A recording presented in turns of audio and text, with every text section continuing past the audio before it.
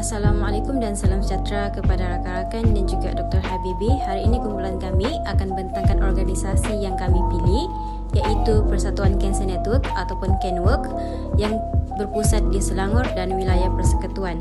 Ahli kumpulan kami terdiri daripada Sani T. Kian Sim, Nur Atika binti Muhammad Isa, Muhammad Khair Ridwan bin Abdul Razak dan juga Muhammad Nur Syafiq bin Muhammad alias Nurdin.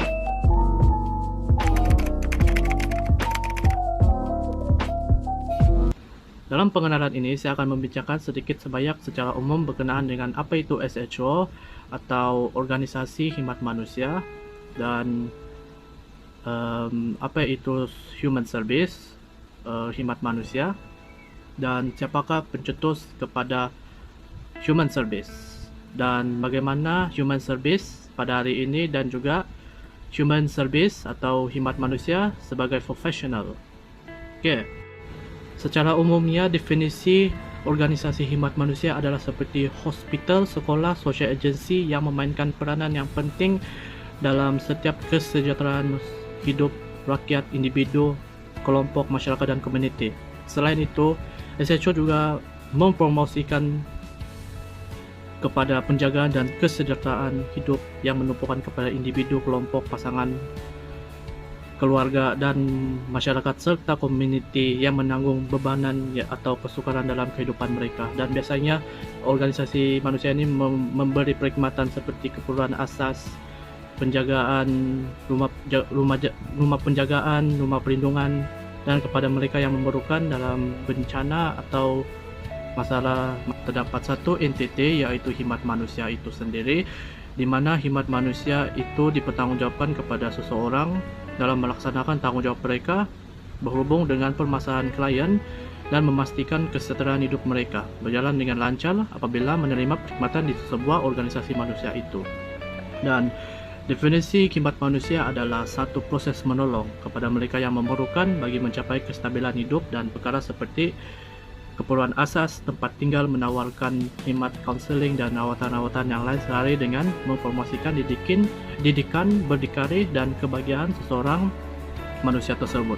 Selain daripada itu, ia juga didefinisikan secara meluas pendekatan unik dalam mencapai objektif dalam memenuhi keperluan manusia, menerusi pengetahuan dalam interdisciplinary, pencegahan, remediation, dan mengekalkan komitmen dalam meningkatkan kualiti hidup dan kesejahteraan klien dalam organisasi yang didaftar. Dalam sejarah tubuhnya, Human Service atau khidmat manusia, father of the Human Service yaitu Harold McPeter, yaitu seorang psychiatri di Amerika Syarikat, di mana beliau merupakan insan yang pertama sekali membimbing garis panduan co-curriculum dalam interdisciplinary dalam pendidikan juga khidmat manusia. Dan beliau jugalah pencetus kepada bidang khidmat manusia sehingga pada hari ini. Dalam usahanya dalam pembangunan khidmat manusia itu, wujudlah satu organisasi yang bernama The National Organization for Human Service. Dalam pendidikan Human Service tersebut, wujudlah satu Journal of Human Service sehingga pada hari ini.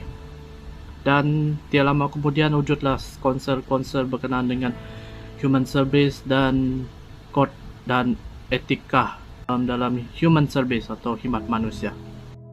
Bidang perkhidmatan manusia pada hari ini adalah berbeza dengan bagaimana mulanya bidang perkhidmatan manusia dijalankan pada masa lalu, di mana nya unik dari segi latihannya, unik dalam bagaimana hendak memberikan perkhidmatan kepada klien yang pelbagai dan keberbagian ciri bentuk dan lain-lain, serta unik dalam penggunaan suatu kemahiran terhadap klien, di mana seseorang profesional atau staf menggunakan teori dan cara rawatan mereka untuk mengurus klien yang bermasalah atau pelbagai dalam komuniti kita. Selain daripada itu, unik dari segi ideologi, generalisasi dalam membezakan perkhidmatan manusia dengan bidang-bidang yang lain, dan berbeza dari segi latihannya seperti psikologi, undang-undang, sosiologi, social work, perubatan, dan counseling dan lain-lain lagi.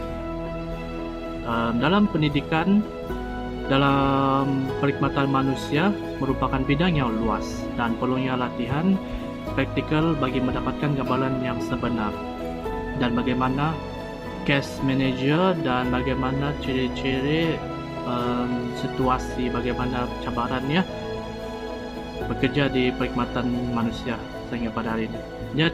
Dia berbeza dengan perkhidmatan manusia pada zaman dulu, di mana kita akan menolong secara langsung individu yang memerlukan, dan berbanding pada hari ini kita menolong mereka dengan pengurusan yang teliti dengan perkhidmatan manusia yang ditawarkan sehingga pada hari ini. Human service sebagai profesional, khidmat manusia sebagai profesional, di mana setiap profesion mempunyai nilai dan etika mereka tersendiri, di mana ahli-ahli profesional bekerja secara kumpulan dalam satu organisasi hidup manusia itu tersendiri, mempunyai etika-etika yang harus mereka patuhi, di mana memegang mereka dalam profesion mereka supaya tidak melakukan perkara-perkara di luar daripada nilai dan etika seperti yang telah digaris pandukan dalam pendidikan profesion mereka masing-masing. Human service professional dijalankan oleh pelbagai ahli-ahli profesion yang ada di dalam organisasi khidmat manusia lah. Misalnya pekerja sosial, ahli psikologi, kaunselor, doktor perubatan atau doktor proses psychiatry, dan lain-lain lagi dalam bidang profesional. Apabila bekerja dengan organisasi khidmat manusia ini, biasanya akan bekerja secara sukarela lah, tanpa mengharapkan sebarang ganjaran dalam perkhidmatan yang diberi mereka kepada klien yang berdaftar dalam organisasi khidmat manusia lah. Baik, sekarang kita balik kepada pemilihan organisasi yang telah dipilih oleh kami, yaitu Human Service Organization atau SHO, Persatuan Cancer Network, Kenwork. Dan pembentang yang seterusnya akan dibentang oleh Nur Atika binti Muhammad Esa. Persilakan. Seterusnya, latar belakang Puan Eda. Puan Eda merupakan individu yang kami telah temu bual beberapa minggu yang lalu dan merupakan juga pengurus Persatuan Cancer Network ni. Kami telah menjalankan temu bual tersebut di Google Meet. Nama sebenar Puan Eda ialah Nur Eda binti Maskor, lahir pada 15 Oktober 1982, menetap di Tanjung Karang, Selangor, dan pendidikan terakhir beliau ialah Master Pembangunan Sumber Manusia di Universiti Putra Malaysia. Beliau telah memegang jawatan sebagai pengurus Cancer Network ni sejak 2018 lagi, dan berperanan dalam mengurus dan juga memantau segala hal ehwal berkaitan Persatuan Cancer Network, sekaligus menjaga ataupun mengurus aktiviti-aktiviti yang dijalankan oleh Persatuan Cancer Network. Berikutnya, latar belakang Persatuan Cancer Network. Persatuan Cancer Network ni dia telah ditubuhkan sejak 2005 lagi, hasil sokongan Hospital Putrajaya, dan merupakan badan bukan kerajaan ataupun NGO berdaftar. Persatuan Cancer Network ditubuhkan adalah untuk memberikan sokongan kepada mereka yang terkesan dengan kanser, menyampaikan maklumat dan memberikan pendidikan mengenai kanser, mewujudkan kesedaran terhadap kanser untuk pengesanan awal, dan juga menggalakkan cara gaya hidup yang sihat bagi mengurangkan risiko kanser. Visi Persatuan Cancer Network adalah untuk memastikan individu dan keluarga yang menetap dengan mereka iaitu pesakit kanser tidak menjalani kehidupan secara bersendirian, sekaligus berusaha untuk memenuhi segala keperluan penyembuhan mereka. Manakala misi Persatuan Cancer Network pula adalah untuk memberikan maklumat berkaitan kanser kepada individu dan ahli keluarga mereka yang berjuang dengan kanser, agar membantu mereka untuk membuat keputusan yang betul serta menyediakan mereka dengan sokongan emosi dan juga rohani. Berikut merupakan carta organisasi Persatuan Cancer Network. Pengerusi ialah Dr. Mazana binti Muhammad dan timbalan beliau ialah Puan Syanor Ain binti Syaharom. Setiausaha bagi Persatuan Cancer Network ialah Dr. Mariana binti Muhammad Yusuf dan timbalan beliau ialah Cik Zuraya binti Omar. Bendahari bagi Persatuan Canwork ni ialah Cik Rohaida binti Ahmad dan timbalan bendahari ialah Puan Norma binti Muhammad. AJK ada ramai, tapi di sini hanya tertera 4 orang sahaja, iaitu Datuk Hasna Saleh, Dr. Nur Rashikin Zakaria, Haja Zuraida Rizwan dan juga Puan Nurayu Buang. Seterusnya, profil ahli dalam persatuan. Ahli-ahli Persatuan Cancer Network ni terdiri daripada pesakit-pesakit kanser. Selain itu terdiri juga daripada sukarelawan yang profesional dan bukan profesional. Carta pie di bawah merujuk kepada peratusan ahli-ahli yang terlibat dalam Persatuan Cancer Network ni. 60% terdiri daripada pesakit ataupun survivor kanser, 29%-nya terdiri daripada sukarelawan dan 11% pula terdiri daripada penjaga ataupun carrier. Seterusnya, saya, Muhammad Khairul Ridwan, akan membentangkan tentang syarat-syarat kelayakan sukarelawan Canwork. Ia terbuka kepada umum, di mana individu yang berumur 18 tahun ke atas layak menjadi sukarelawan Canwork. Di samping itu, Canwork juga mengalulukan pesakit kanser dan ahli profesional seperti dokter dan jururawat. Hal ini adalah kerana sokongan dan kepakaran mereka adalah penting bagi memastikan program-program yang dijalankan oleh Canwork berjalan dengan jayanya. Seterusnya kita beralih kepada perkhidmatan yang disediakan oleh Canwork. Pertama sekali, Canwork memberi sokongan kepada pesakit kanser. Sokongan ini adalah dari segi emosi dan rohani. Biasanya ia akan dijalankan melalui lawatan ke hospital dan rumah pesakit secara atas talian. Kedua, pendidikan dan kesedaran tentang kanser. Dalam hal ini, program akan dijalankan bersama pakar kesihatan yang arif berkaitan kanser. Pakar kesihatan yang dijemput akan berkongsi maklumat tentang cara membuat keputusan dan mencari cara penyembuhan yang holistik. Ketiga ialah rekreasi dan aktiviti sosial. Antara rekreasi yang dijalankan adalah senaman Cigong di Taman Tasik Cempaka, Selangor, dan banyak lagi. Manakala aktiviti sosial yang dijalankan oleh Canwork ialah majelis perayaan dan majelis keagamaan. Aktiviti jom sehat bersama Canwork seperti makanan sehat, walkathon, dan berkebun juga turut dijalankan oleh Canwork. Akhir sekali, Canwork juga menyediakan perkhidmatan pusat sumber dan rujukan. Canwork menyediakan bahan bacaan serta rujukan mengenai penyakit kanser.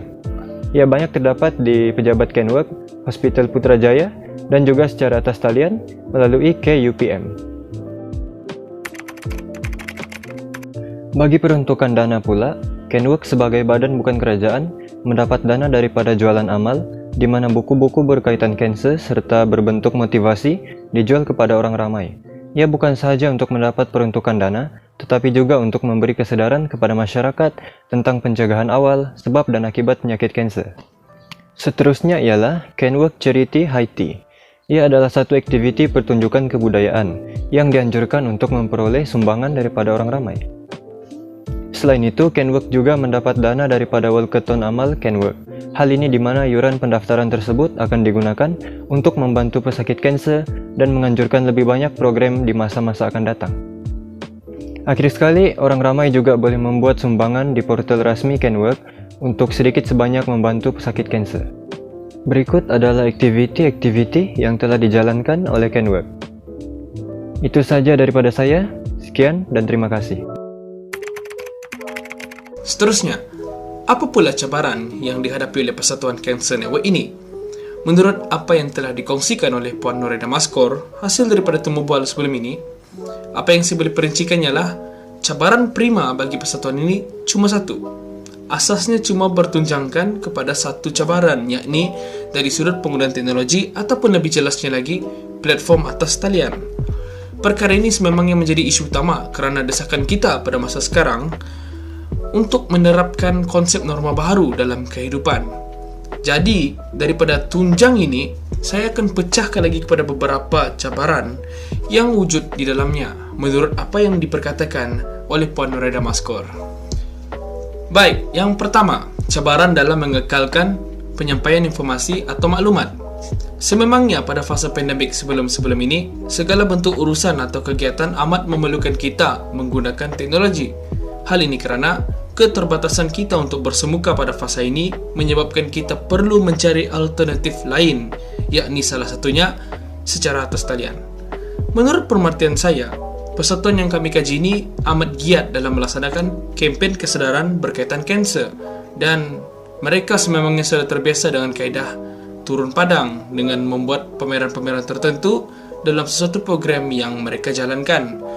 Oleh itu, dalam hal ini telah menjadi satu bentuk cabaran buat persatuan ini kerana mereka perlu memberikan penyampaian informasi tersebut secara atas talian dan bukannya secara fizikal sepenuhnya lagi. Seterusnya, cabaran kedua sama saja lebih kurang macam cabaran pertama tadi, di mana cabaran dalam mengekalkan operasi persatuan. Hal ini kerana dengan wujudnya istilah norma baharu, maka secara tidak langsung persatuan ini juga perlu menjalankan operasi mereka dengan wajah baharu.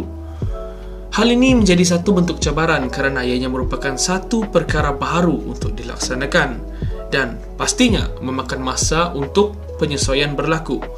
Oleh itu, tidak mustahil wujud kesukaran dalam mengurus operasi persatuan dikala semua orang perlu bekerja secara kurang bersemuka. Dalam hal ini, mereka perlu membina kemahiran untuk menggunakan teknologi atas talian bagi menggantikan kaedah bersemuka sebelumnya agar penyampaian informasi atau maklumat ini kekal disalurkan kepada masyarakat. Baik, cabaran yang ketiga, iaitu cabaran dari sudut penggunaan media sosial. Menurut apa yang diperkatakan oleh Puan Noraida, secara puratanya, ahli-ahli yang berada dalam persatuan ini adalah terdiri daripada mereka yang berumur dalam lingkungan 40 hingga 50 tahun ke atas. Dalam hal ini, tidak semuanya di antara mereka memiliki kemahiran IT atau sekurang-kurangnya tahu cara menggunakan teknologi ini. Bagi mereka, setakat tahu menggunakan aplikasi WhatsApp, itu sudah dikira memadai. Namun, ianya menjadi satu masalah sekiranya terpaksa beralih kepada penggunaan media sosial yang lain seperti Facebook, YouTube, Zoom dan sebagainya. Mereka tidak tahu bagaimana untuk menggunakannya dan ini amat memberi impak kepada perjalanan proses membantu dari pihak persatuan terhadap mereka. Oleh itu, bagi meneruskan perancangan ini, pihak persatuan perlu lebih berusaha dalam membantu ahli-ahli ini agar mereka tahu menggunakan platform tersebut. Antara situasi yang dikongsikan oleh Puan Noraida termasuklah bagaimana cara mereka menunjuk ajar ahli-ahli ini tentang cara mendapatkan maklumat secara atas talian, bagaimana caranya nak dengar ceramah atas talian dan lain-lain lagi. Kerana jika sebelum-sebelum ini pihak persatuan hanya perlu menjemput penceramah untuk datang ke satu tempat dan boleh mendengarkan doktor memberi ceramah, namun sekarang jelas berbeza. Kerana aktiviti semacam ini tidak lagi boleh dilakukan secara bersemuka, maka pihak persatuan hanya boleh menjemput penceramah secara atas talian. Seperti yang telah saya maklumkan sebentar tadi, pihak persatuan perlu berusaha lebih dalam memastikan ahli-ahli ini tahu bagaimana menggunakan platform-platform atas talian tersebut. Oleh itu, pihak persatuan perlu berusaha lebih seperti mengajar cara menggunakan platform tersebut, bagaimana untuk memuat turun satu-satu aplikasi atas talian tersebut, dan bagaimana caranya untuk membuka akaun dan sebagainya.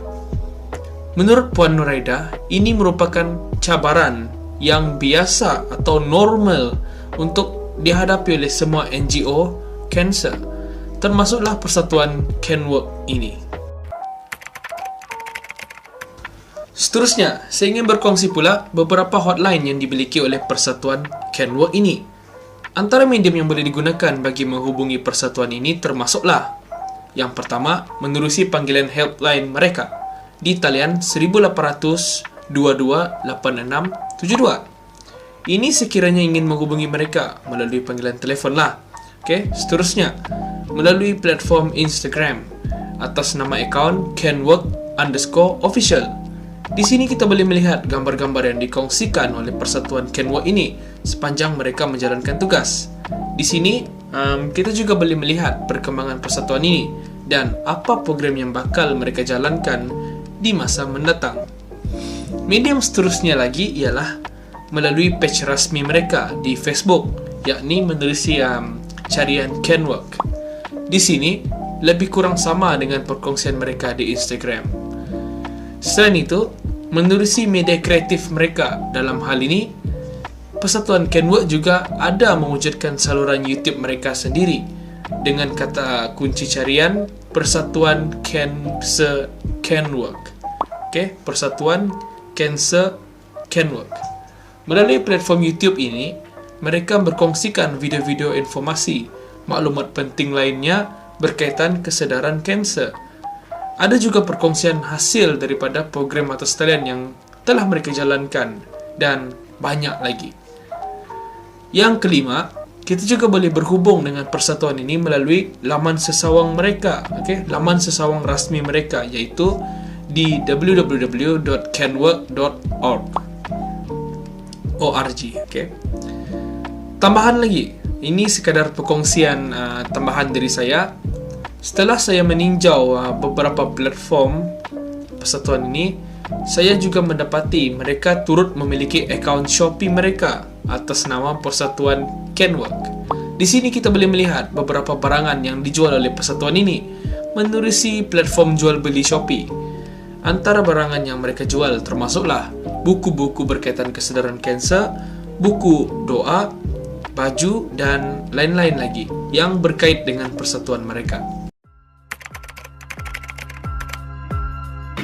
Sebagai kesimpulannya, apa yang boleh kami rangkumkan di sini ialah seperti yang kita semua sedia maklum bahawa penyakit kanser merupakan satu bentuk penyakit kronik di mana ianya merupakan parah yang menyebabkan berlakunya ketidakseimbangan replikasi dan tindak balas sel dalam badan.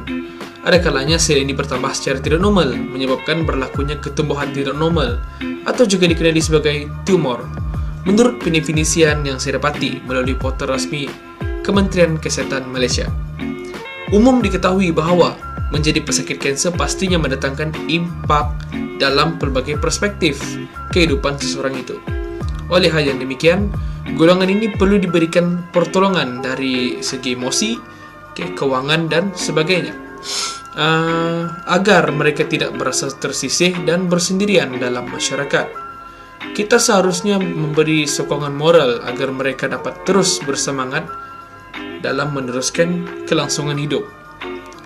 Kewujudan persatuan kanser seperti Kenwork ini jelas memberikan satu sinar baharu buat golongan yang terkesan ini, dengan objektif memastikan kewajikan golongan ini sentiasa terpelihara. Inilah matlamat prima kewujudan Persatuan Kanser Network. Segala bentuk program pertolongan yang telah diaturkan oleh persatuan ini jelas mendatangkan kesan yang baik kepada pesakit-pesakit kanser ini, bukan saja kepada mereka, malahan turut kepada ahli keluarga pesakit itu sendiri. Akhir kata, saya berharap agar persatuan Kenwork ini dan persatuan yang seangkatan dengannya akan terus maju jaya di masa akan datang, dan saya mengharapkan lebih banyak lagi persatuan sebegini akan wujud di negara kita suatu masa nanti. Saya kira itu saja daripada saya. Sebagai penutup, saya mewakili kumpulan ingin mengucapkan terima kasih.